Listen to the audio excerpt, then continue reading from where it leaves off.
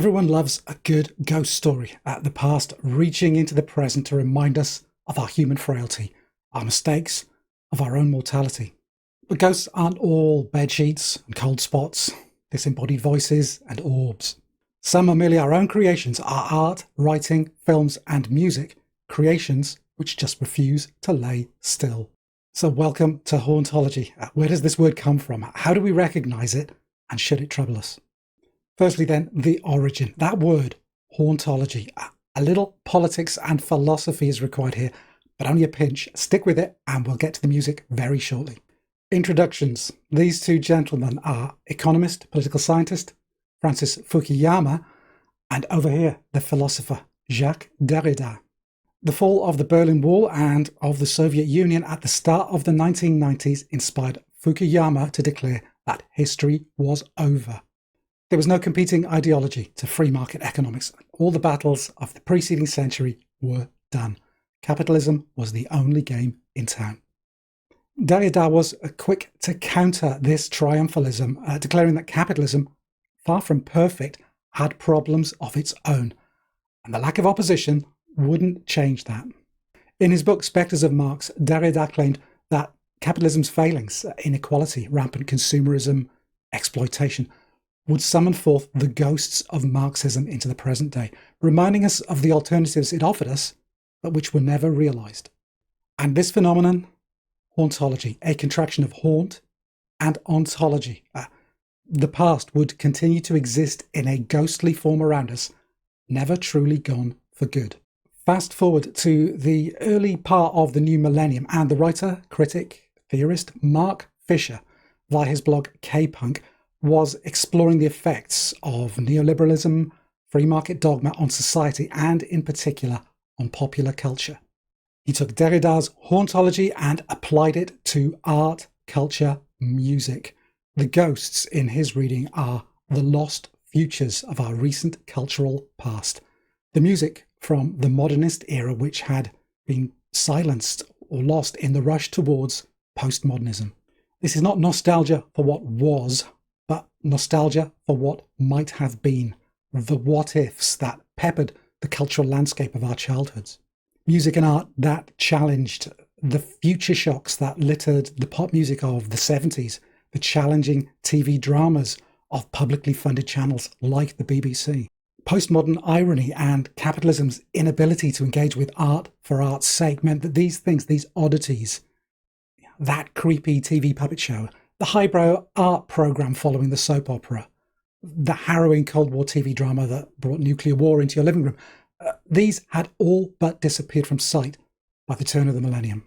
So hauntological music revisits elements of the lost music of our recent past, reminding us of paths never taken. We recognise these things almost instinctively, much like nostalgia, but when you hear them, they're as likely to give you a slight chill as they are a warm glow. So on with it. Some examples then, a list. This is the fun part, because for a phenomenon that was born in the early 2000s, it's very interesting to apply the trusty old PKE meter to older music and see what moves the needle. And first up, from 1989, one of those personal calls, Floating into the Night by Julee and Angelo Badalamenti. Evidence, I think, that hauntology isn't necessarily rooted in technological advances like sampling, which is a very common theme. It's a purely emotional sonic thing, and this one is a great take on that. The record is inextricably linked with the TV series Twin Peaks, which debuted the following year.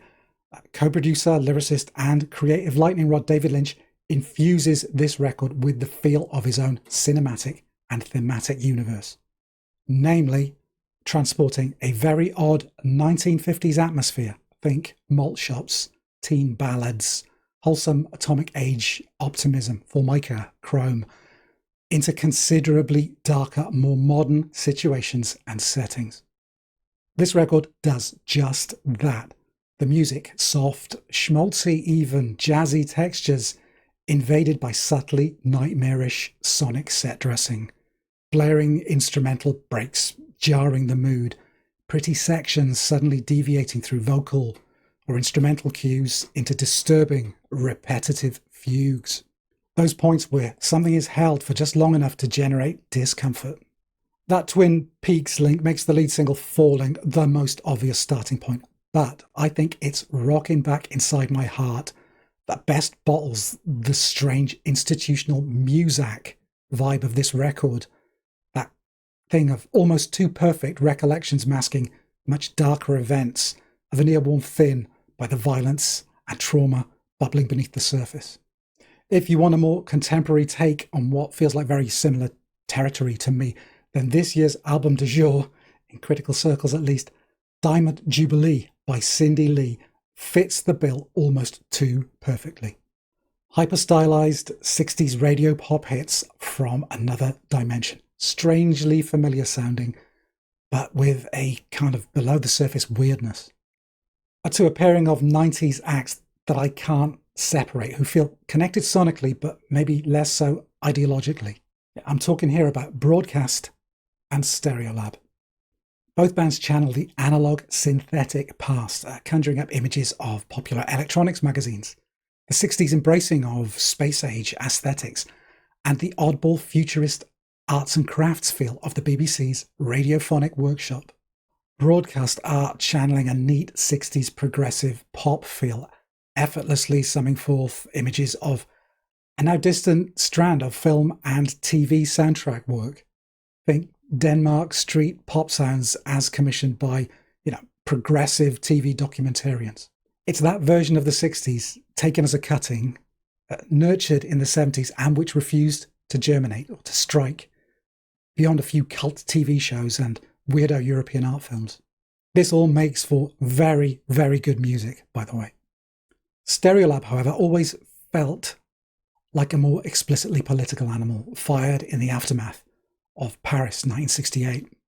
A revolutionary future, machine music to educate the masses, whispered lullabies with hidden messages, chained to a hypnotic beat and triumphant stacked drones. It's that sense of a future in the now that both bands channel that's been lost. The sheer insouciance of the new appearing in folk music or chanson pop. A recognisable future shock to anyone growing up in the 70s or very early 80s, when the avant-garde happily coexisted with the traditional in the popular modernist mindset. Third up, and from 1994, I've got Portishead and Dummy. And here's the thing.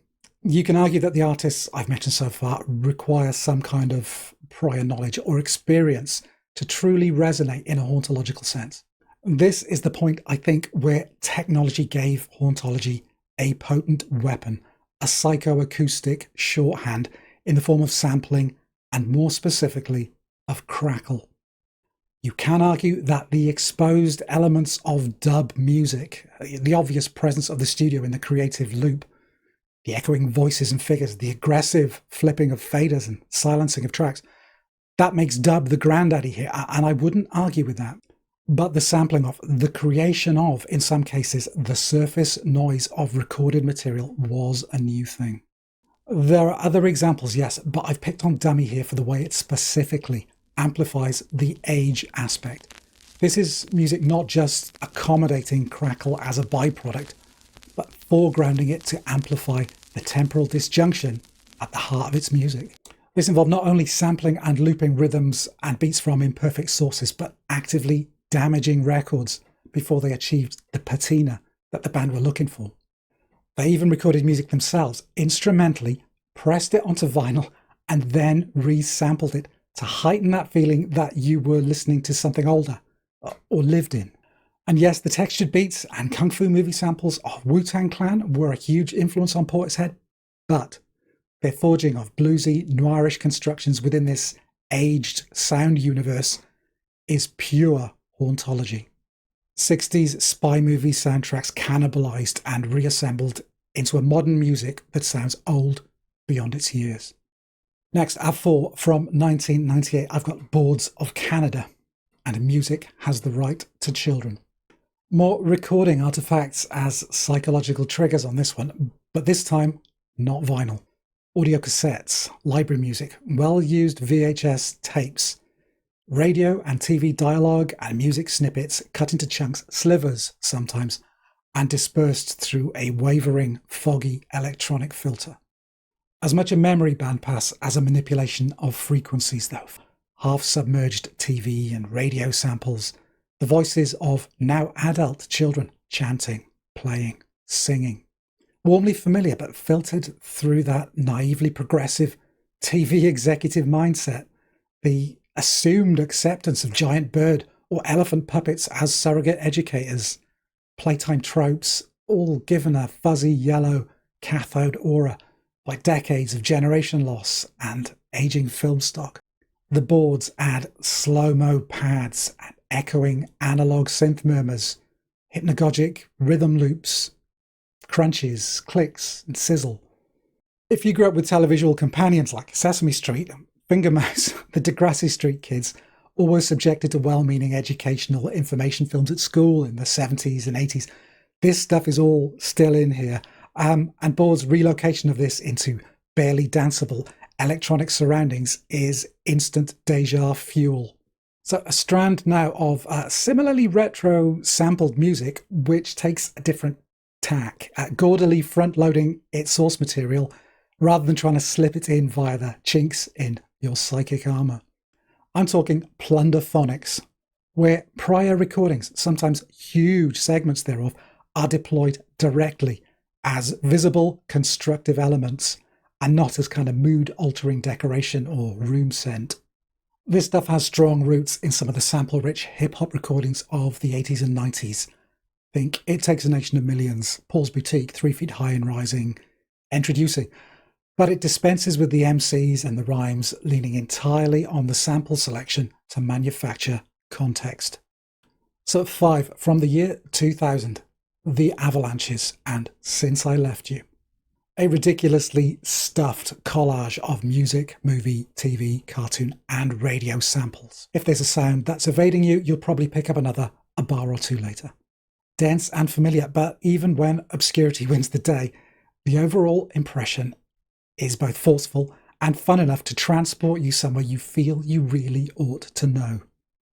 The screwball 60s movies that dominated free-to-air TV long after their original releases.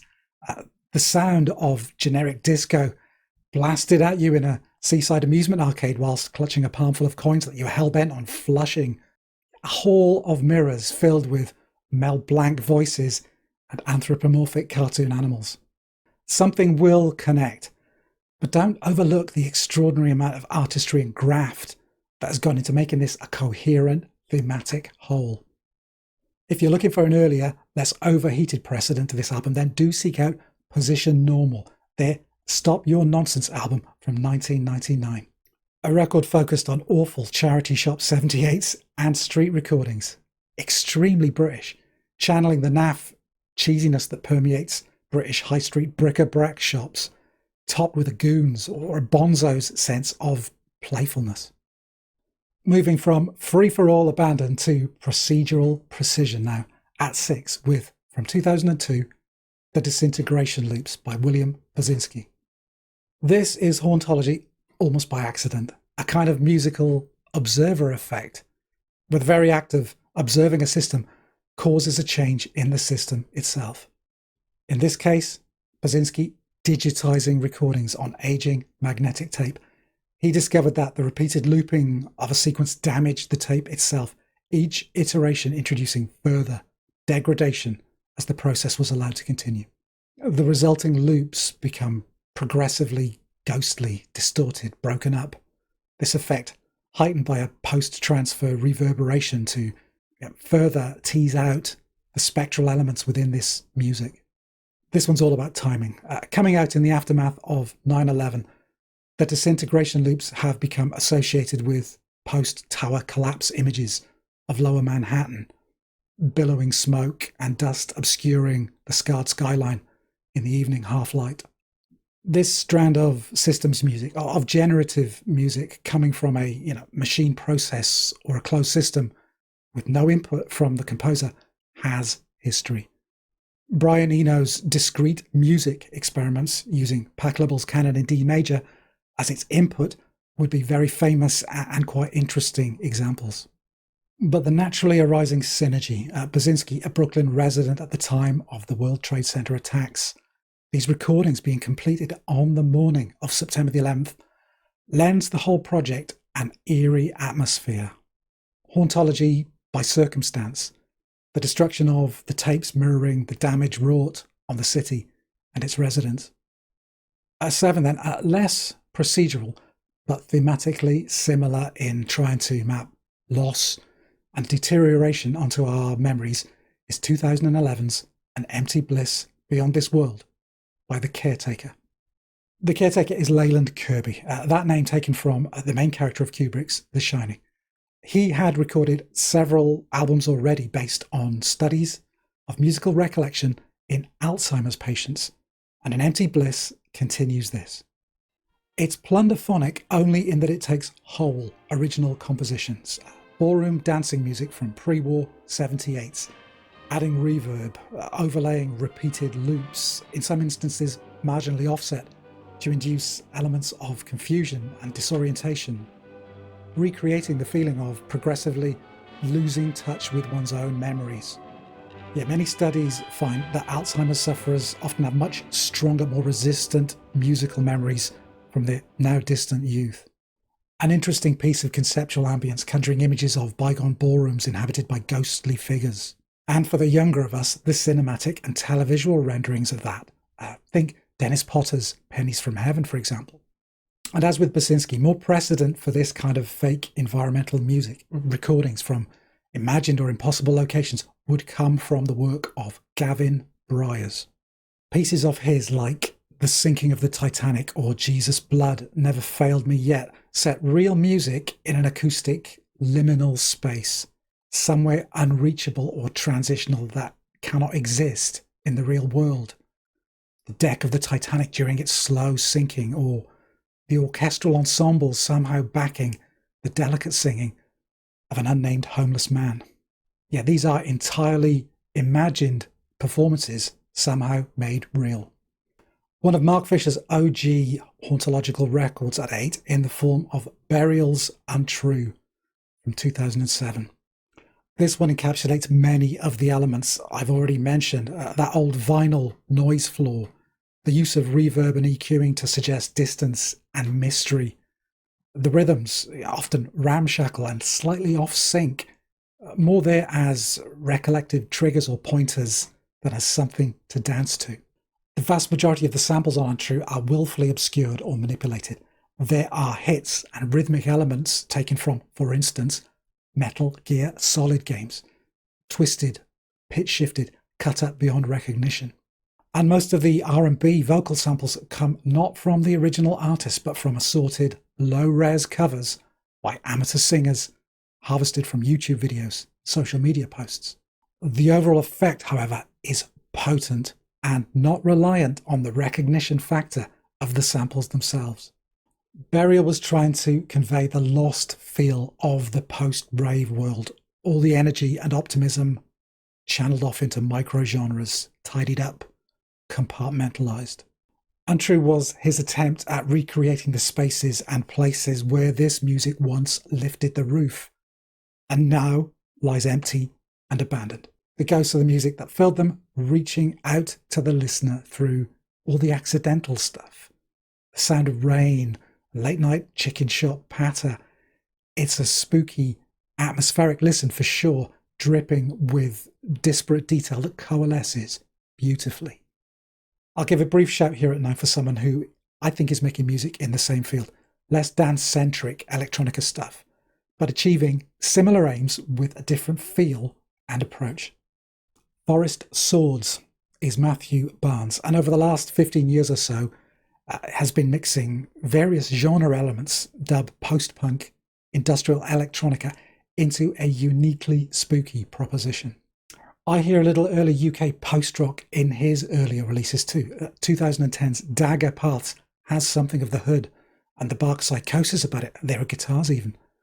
But over the years, lots of soundtrack work, a bunch of albums, he seems to have arrived at a pretty singular juncture, fusing highly textured industrial beats and spooky sound design, capturing the feel of abandoned factories and derelict industrial spaces. Maybe a little harder to pinned down than burial. But if you're prepared to accept hauntology as an aesthetic means of creating a very specific feeling, a chill, then you'll get what this music is suggesting instantly.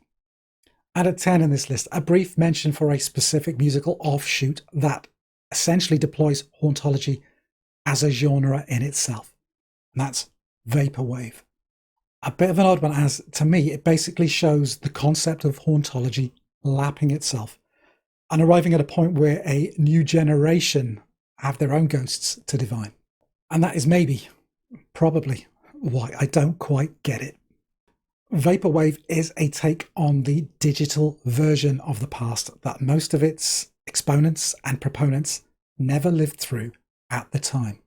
You could see it as hauntology built on borrowed nostalgia. The source of the memories in this case is in effect second-hand, a kind of ironic or slightly aloof response to the depictions of the past that populate digital spaces. Which begs the question, is it just hauntology but with memes? I'm not so sure, but the elevation of old Windows startup jingles or cheesy early internet media, company promo videos, low energy advertising, it doesn't really evoke much of a feeling of anything for me. A starting place for this kind of thing, if you're unfamiliar with it, would be Farside Virtual from 2011 by James Ferraro. A not unskilled mixing of elevator, mall music, familiarity, soft jazz radio jingles, and nasty FM synthesis. DX7 lovers will dig this one, which I can appreciate whilst never being completely sold on it. If there are ghosts in here, they're very polite ones, which kind of misses the point, I think. Are there others I could talk about? Yes, there are whole labels out there producing specifically tailored stuff for those who take their hauntology very seriously indeed. I've steered clear of that stuff and stuck to the more explicitly pop cultural stuff, but explore away if you find food for thought anywhere in this video. But the elephant in the room. Isn't hauntology just weird nostalgia dressed up as theory? Again, you're going to have to make your own minds up. There are a few artists I've mentioned on the channel before. I'm thinking Luke Haynes, LCD Sound System, who sit somewhere on that fault line, I think. Are they exercising purely nostalgic impulses or mining something genuinely lost and extrapolating from that? I'll leave that for you to decide. But one final thought to close, and revisiting, sorry for this, the political. If, as Fukuyama suggested, we've reached the end of history, does that mean the death of music? Well, capitalism exists to sell, to make profit. And in an approaching mid-21st century musical world, that is becoming ever more apparent. Bigger artists, bigger tours, bigger venues, economy of scale. You need streams to generate an audience and make the big bucks from touring, merchandise, licensing. The other stuff, grassroots venues, well, they're unprofitable, they're gone. Smaller acts, well, you'll be devoting half of your energy to self-promotion and hustle. Better instead to reissue, repackage, deluxe versions, remastered versions, anniversary specials. Capitalism. It's always easier to sell what you've already got all over again than risk something new and untested. So yes, does that mean the death of music? I don't know. These are the things that keep me awake at night. The ghosts of my life are, paradoxically, nothing to be scared of.